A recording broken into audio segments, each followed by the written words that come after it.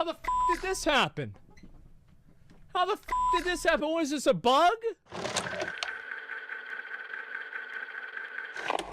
The Gorge is a new Apple TV action thriller movie where a has-been sniper called Levi is sent to an unknown location to guard a mysterious gorge. And it's a job that has both good sides and bad sides. On the good side, there's a lonely Eastern sniper across the gorge who wants him to come over there and get in her pants. On the bad side, there are bloodthirsty monsters in the gorge who want to come up and kill him. But hey, at least he has a job. And when both snipers ultimately fall into the gorge, they realize that it's not a supernatural evil, it's a man-made evil left behind by the Allies in the Second World War. A mystery which we'll get into soon enough. For now, what I want to get into is that The Gorge is one of the weirdest movies in a while. Not only because it has monsters that are trees and trees that are monsters, but more so because of the movie's ultimate value. Because on the surface, it has so many positive qualities that it should be a super amazing and memorable film. It has a compelling mystery at the center, a pair of big-name lead actors, a visual look that's both intriguing and constantly refreshing, a musical score from 9 Inch Nails, a whole bunch of exhilarating action sequences borrowing from your favorite game franchises. I mean, it even has cool as hell mutated monsters whose design is very reminiscent of Davy Jones's Crew. So, based on all that and more, The Gorge should be a hit movie that stays with you for a long time. And yet it isn't. All the positives I just mentioned ultimately amount to very little. The mystery feels like a never-ending aimless crawl that you just wanna get through. The lead actors have so little chemistry and the monsters so little meaning that they're just kinda good-looking noise. And the whole point of the movie is ultimately so muddled that it just isn't able to make a lasting impression. What the f is this piece of shit?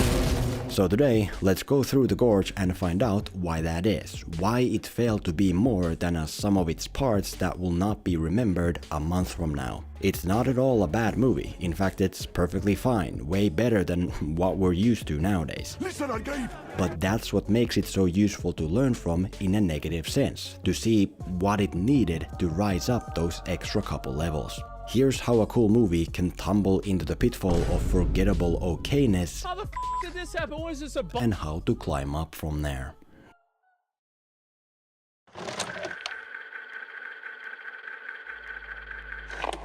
The first key problem here is that the heroes often have no reason to do what they're doing, which drains the value of what is done, no matter how cool or mysterious it may be. And what I'm basically talking about is missing objectives, which I've talked about before with terrible movies, but wanna do again for more context because clearly it's important.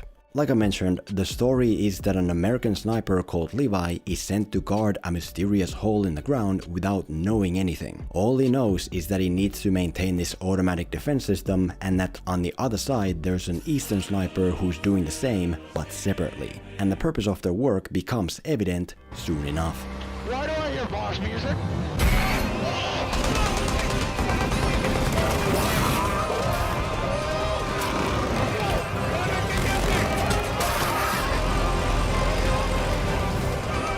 Then, after the two snipers spy on each other and develop feelings for one another over many months, they ultimately find a way to meet up for a first date. A first date that goes pretty well until it doesn't. As Levi falls into the gorge and the Eastern sniper called Draza jumps in after him, which leaves them both stuck at the bottom, needing to get back up before they die. And now that the heroes travel around this deadly place, many cool things happen. They run into all kinds of mutated monsters and put their survivor skills to the test. They come across an old church where they find clues of the past and also more monsters to survive. They come across a bunker lab where they find evidence of how the Gorge was born and what's going on with it now. They get separated and end up in a toxic missile silo where they, you guessed it, fight more crazy monsters. Although all of this is very cool, the issue is that there's no narrative purpose for most of it. Like, yes, the main purpose objective is to get out of the gorge, sure, but these things we do and these places we visit don't get us closer to it. They may develop the narrative, but they don't progress it, so to speak. Yeah, we go into a church and fight monsters, but there's no reason to do it other than because there has to be another scene and some exposition. Cyanide.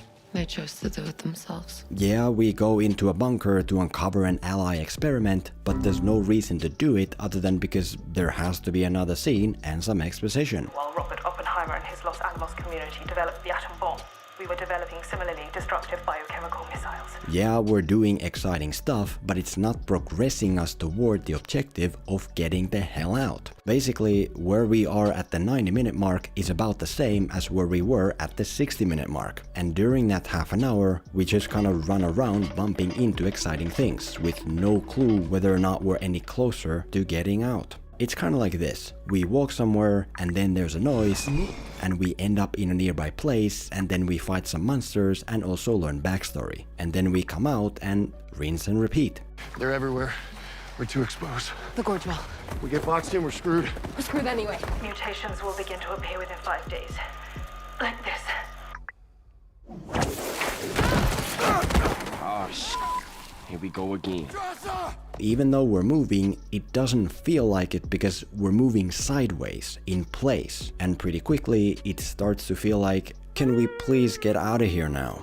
But now that we know the problem, let's also talk about the solution. The auto ascender must have fallen out in the river. Which is mini-goals, smaller objectives that characters can complete to progress toward the main objective. Instead of ending up in the church randomly, what if there's something there that we need to navigate to the right part of the wall? Instead of ending up in the bunker randomly, what if there's something there that we can use to climb the wall? Instead of ending up in the missile silo randomly, what if the silo holds the key to getting out? We'd be doing the same things, but with purpose and efficiency, in a way that maintains a sense of momentum. We'd be active instead of reactive, which may be a small difference, but feels way more purposeful. We wouldn't just be spending time achieving nothing until finally we stumble onto something that solves the whole problem in one snap. I know how we're getting out of here.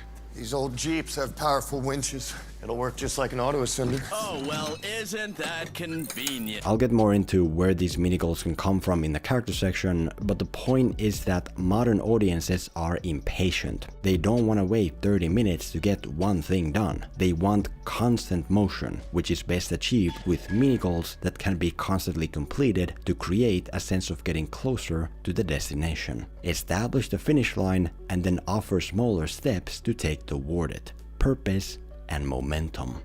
And to hit this point home, think of it this way. Think about your grandpa's wallet, how it's this big floppy brick with all this excessive space that he just kind of fills with something. That's this movie, full of purposeless, wasted space. There's got to be a better way to do this. Whereas ideally, you want your movie to be a slick and slim wallet where the use of every inch is maximized. There's the difference. And yes, I'm talking about Ridge, who you've heard of before, but for good reason. They make the slickest and sturdiest wallet with exactly the necessary space for your cards and cash. Ridge is basically the Mission Impossible Fallout of wallets, which is why I've used one ever since I got it 3 years ago. It holds just what's needed. It's so sleek and efficient that it goes in my front pocket. It's so sturdy and durable that it comes with a lifetime warranty. And it's just cool as hell with all its customizable looks and the quickly accessible way it works. Rich is sponsoring the video to let you know that right now they're running their once a year anniversary sale of up to 40% off with my link below. So to help the channel and yourself, please check out their wallets and other items that are designed the same way. Cause do you want the thing in your pocket to be a gorge or something more efficient?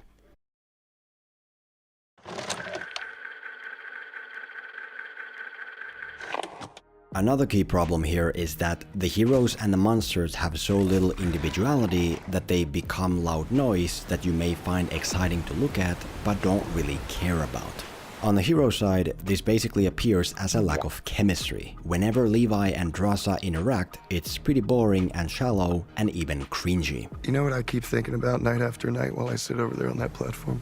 How are you gonna get them my pants?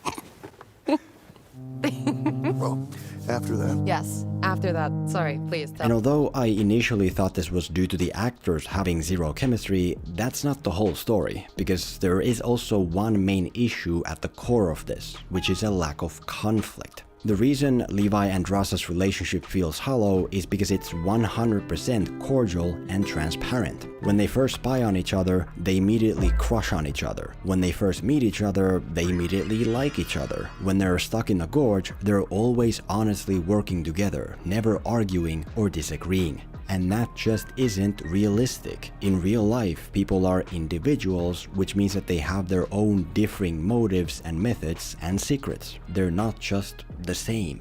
What? Did we just become best friends? Yup. You want to go do karate in the garage? Yup.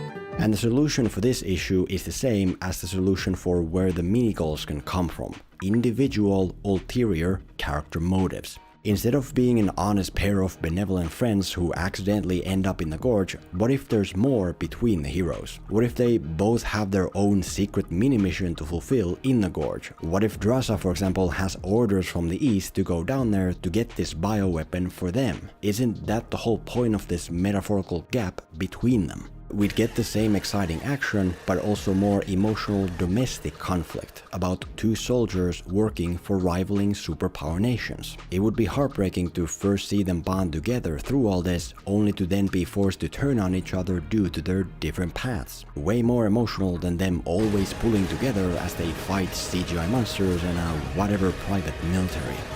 My point isn't that heroes have to become enemies, but more so that they cannot always be friends. They need to differ, to argue, to sometimes act selfishly and put each other in danger.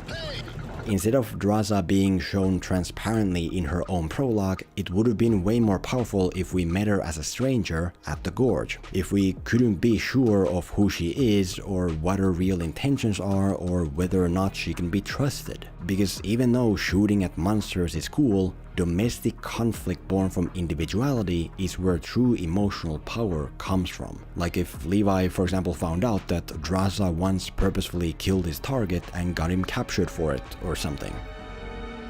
I know that road. What is this?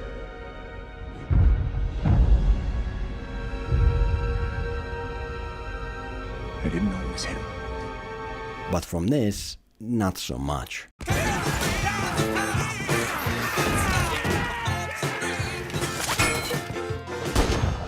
Exactly the same. Oh, it's so weird.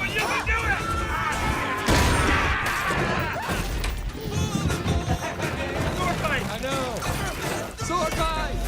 Same thing on the monster side. All the monsters and creatures in the gorge are exciting and all, but they lack individuality, their own unique rules. The backstory behind the monsters is very clear. The Allies were developing a bioweapon in World War II which blew up and mutated humans and nature together. But what's not clear is why these human mutants now do what they do. Why are the mutants so recklessly keen on climbing out of the gorge? Why do some mutants attack mindlessly while others take you to their place alive to hang out? And if you're saying that the mutants are intelligent, These things can think tactically. then why do they keep wildly attacking the heroes in the first place? Why can't they communicate for help? Why? How? What?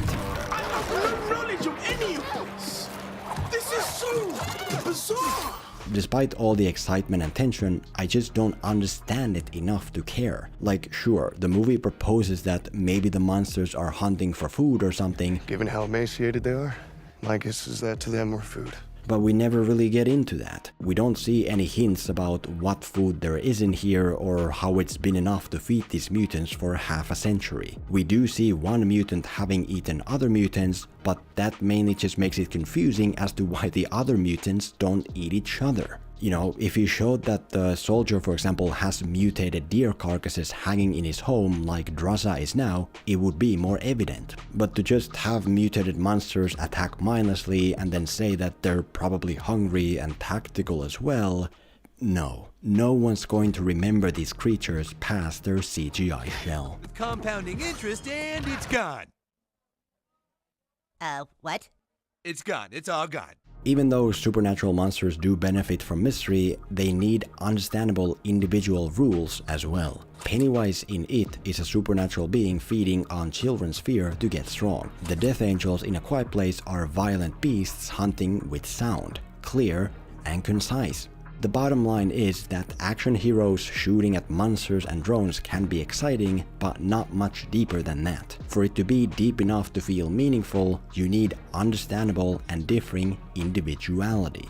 That's how you get action and conflict that means something.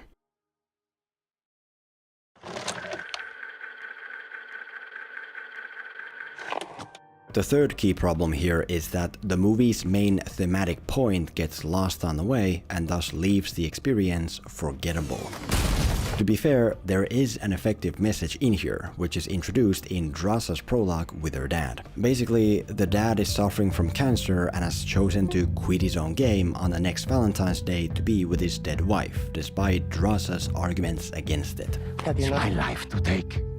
I will be ready to finally rest here next to your mother. That's what the theme is about making the hard choice to let lost things die rather than to force them to go on until they become corrupted. And to the movie's credit, you can find this theme in many places. Levi has lost his reason to live and is on the brink of collapse. The monsters are people corrupted by the poison. The Gorge is a hell on earth that's being kept alive regardless. The dangerous poison project is being continued in hopes to create mutated super soldiers. Lots of elements are tied to the thematic point, and it's very good. Unfortunately, there are also many places where the narrative either ignores the theme or downright goes against it, which muddles the ultimate result. Even though the mutated soldier, for example, is corrupted by the poison, that idea is forgotten at the end of that subplot. Like, okay, he was guarding the Gorge in the 40s and he went in to explore and was mutated by the poison's air. But that's it. The thematic relevance ends there. It's not like there's more. He didn't go into the Gorge to search for his lost scientist wife or something instead of letting her go. He doesn't go after Drasa because he sees her as his lost wife instead of accepting that she's gone. That kind of subplot resolution would tie back to the theme. That would make the soldier a representation of the anti-theme, which basically means the negative side of the thematic message. Like, if you don't learn to let lost things die early enough, corruption is what happens. And this is not that. At the end of the day, this is just a guy who came here to explore and was mutated and now attacks the heroes for food like a caveman, and then we shoot him dead. Is that it? I think so. And although his design and backstory is fascinating, he just doesn't make a lasting impact. To explain this further, look at the third act battle that happens after Levi and Drasa have climbed back up. Essentially, Levi thought this whole time that he works for the government until he realizes that he's actually working for a private military company that's secretly keeping the Gorge alive and hidden to hopefully create super soldiers. Dark Lake is a huge corporation specializing in genetic research. And now they're on their way there to cut off loose ends, which means that we have to fight their automated drones and whatever. Roger, roger. And by this point, the movie is literally going against its own message. First of all, if the military company is already rich and powerful, then where's the significance of them keeping this place alive? Why does it matter to them? It's not like the company's on the verge of bankruptcy and needs this dangerous research in order to survive, no matter how much harm and pain it may cause. That would tie back to the theme of letting lost things go before they become corrupted. Hey, that's pretty good. But nah, it's just a rich evil company doing evil things just because. Second of all, if the main villain is one private company, then what was the point of the West versus East angle? Like, where did that go? It's not like both the West and the East are still trying to get this bioweapon for themselves to cling on to power like they used to in World War II and the Cold War. That would again tie back to the theme of maybe it's best to move on from that before it's too late. But nah, it's just a private company and we fight it by shooting drones, which have never been relevant before, and yada yada yada. Do I like it? No, I don't. I don't want to be too harsh because the movie does utilize theme very well in some places, like how at the end the heroes blow the Gorge up to put these mutations to rest. But in too many places, it doesn't do that. And when a movie doesn't stick to its own core message, both the message and the movie end up being emotionally muddled and forgettable.